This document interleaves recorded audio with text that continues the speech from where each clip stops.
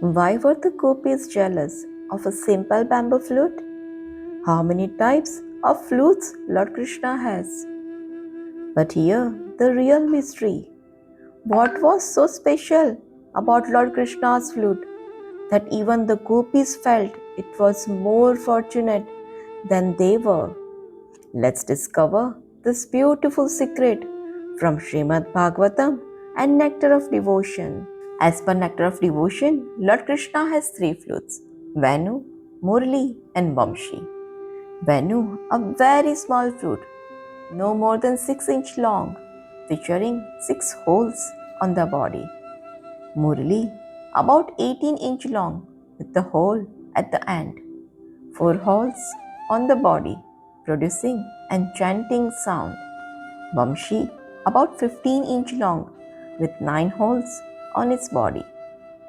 The Śrīmad-Bhāgavatam repeatedly glorifies Krishna's Venu, especially in the famous verses in Venu Geetam.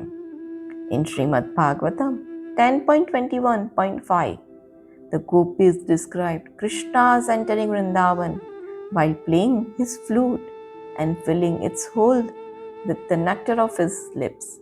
Imagine that the flute was directly touching Krishna's lips and received the nectar that everyone else was longing for.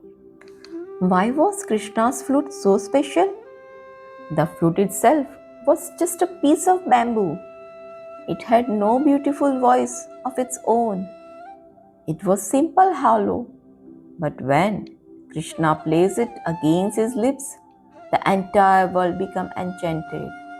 The trees, rivers, birds, animals, and even the celestial beings were captivated by Krishna's flute. In Srimad-Bhagavatam 10.21, Gopis glorify the extraordinary effects of Krishna's flute. And in the chapter 10.35, they described how the entire atmosphere of Vrindavan became transformed when Krishna plays his flute. So what made the flute extraordinarily? Not the bamboo, not the holes, not the craftsmanship. It was the touch of Lord Krishna's lips. Why were the gopis jealous? Now comes the most beautiful part. In Srimad-Bhagavatam 10.21.9, the gopis look at Krishna's flute and wonder, what wonderful activities must this flute have performed to enjoy the nectar of Krishna's lips? Think about it. The gopis had completely given their hearts to Krishna. They longed for his association. They longed to hear his voice. They longed to be close to him. But this little flute was constantly reciting upon Krishna's lips. It was receiving a very nectar that gopis desperately desired.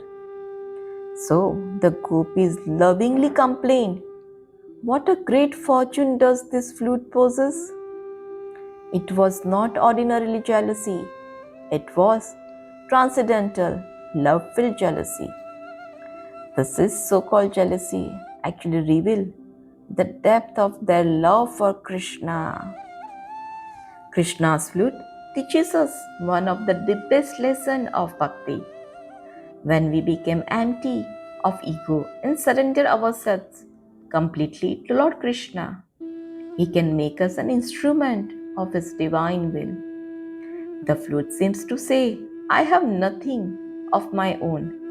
Whatever comes from me comes from Krishna. The greatest qualification for the flute was not that it was beautiful. It was that he completely surrendered and hollow. Hare Krishna. If you enjoy this video, stay tuned to Krishna's Nectar.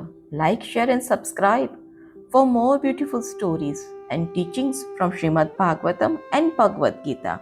Hare Krishna. Srila Prabhupada ki Jai.